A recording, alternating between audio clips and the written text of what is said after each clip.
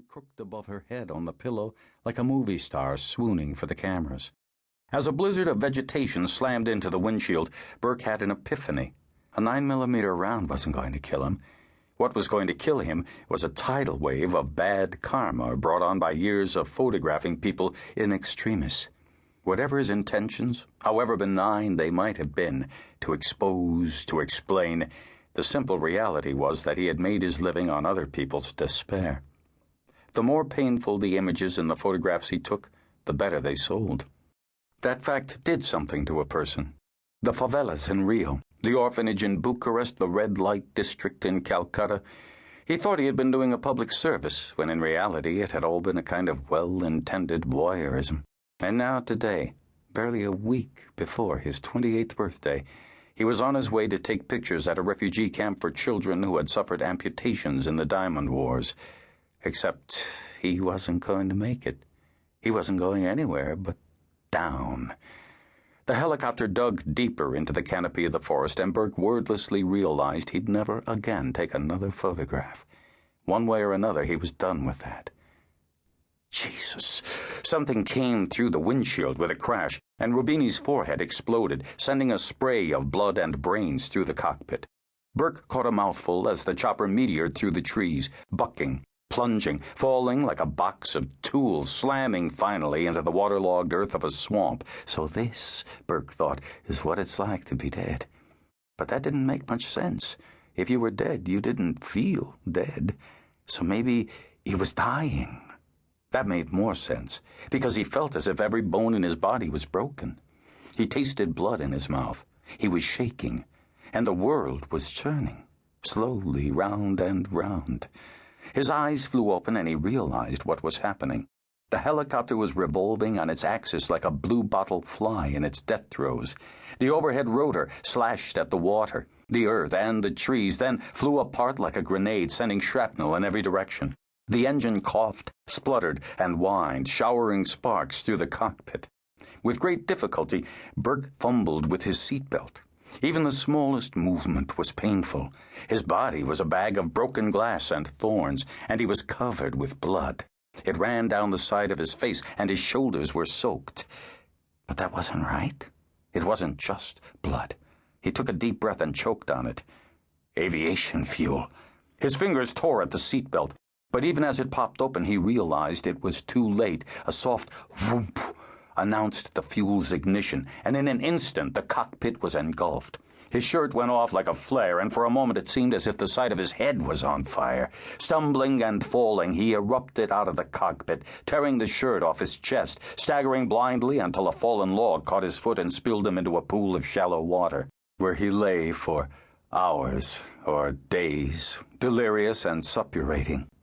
Incredibly, his burns attracted the attention of bees who fed on the clear liquid oozing from his skin. Occasionally he rose to consciousness, only to faint dead away. There was the pain, of course. That, and the sight of the apiary embedded in his chest. Bad karma? Oh, yeah. Chapter 1. West Beirut, 2 years later. They sat on revolving stools at a small plastic table under the proprietary gaze of Colonel Sanders. Sunlight poured through the oversized windows.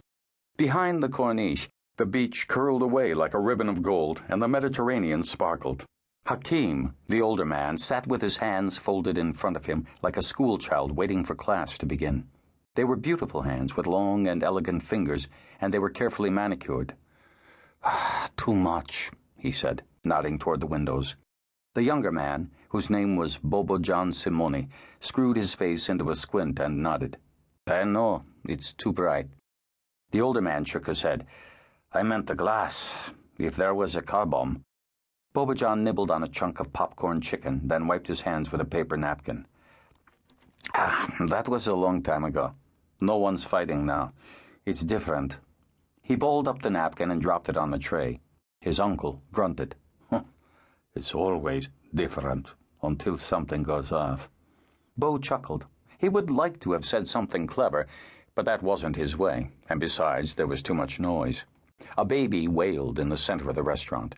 Behind the counter, the manager berated a teary-eyed cashier, while a mixtape of Tony Bennett and Kulthum floated above the tables. The older man lifted his chin toward a poster of the KFC colonel, plastered against the window. "You think he's a Jew?" Bo glanced around.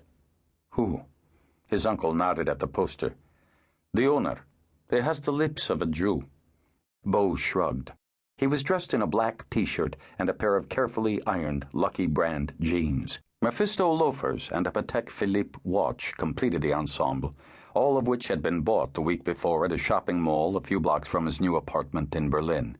"If he's a Jew," his uncle continued, "the meat's probably halal." Like he cares, Bo thought.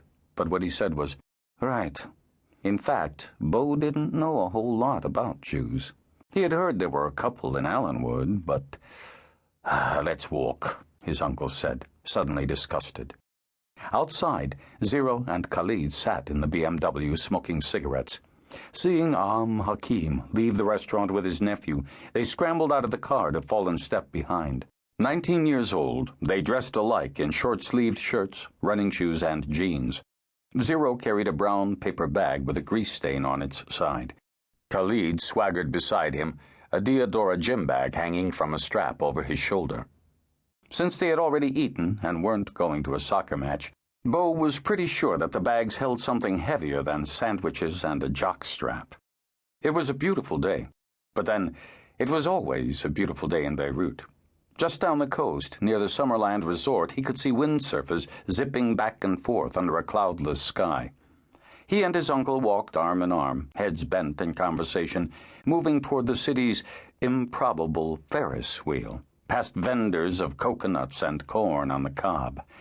It was Sunday, and the Corniche was mobbed. There were kids on rollerblades, lovers and joggers, girls in abayas, girls in miniskirts. Syrian commandos lounged against the seawall, preening in their tiger stripes. "Berlin, it's okay for you?" Bo nodded. "Yeah." His uncle smiled. "What do you like best about it?" "The work." "Of course you like the work. I mean besides the work." Bo shrugged. Finally he said, "The architecture." "Really?" "Yes, I like it. It's new." His uncle walked with his eyes on the ground, his brow furrowed in thought. "And the pussy?" Bo nearly choked. His uncle smiled. "In Berlin, it's crazy pussy." He took Bo by the arm. "I am told, Liz." Bo couldn't believe it. The color rose in his cheeks. He looked away, mumbling something that even he didn't understand. His uncle laughed and pulled him closer. Suddenly, he was serious. "Find a girlfriend, German, Dutch, whatever. Take her out, be seen with her, and get rid of the beard." Bo was astonished. "But it's haram." His uncle shook his head. "Do what I tell you, and stay away from the mosques. They are filled with informants." It took him a second, but then he understood and smiled. "Okay," he said. "Your friend, Wilson, he's a kafir?" "Well..." Bo let the sentence die. There were nicer ways to say that Wilson wasn't a Muslim. His uncle threw him an impatient look. "You trust him?" "Yes." Hakim looked skeptical. "A Christian?" "He's not a Christian. He's not anything at all." His uncle scowled. "Everyone is something." Bo shook his head a second time. "With him it's different. He's not religious." "Which makes Mr. Wilson what?" Bo thought about it. Finally he said, "A bomb." Hakim smiled. He liked melodrama. "What kind of bomb?" "A smart bomb." The answer seemed to please his uncle, because he stopped at an ice cream cart to buy each of them a Dove bar.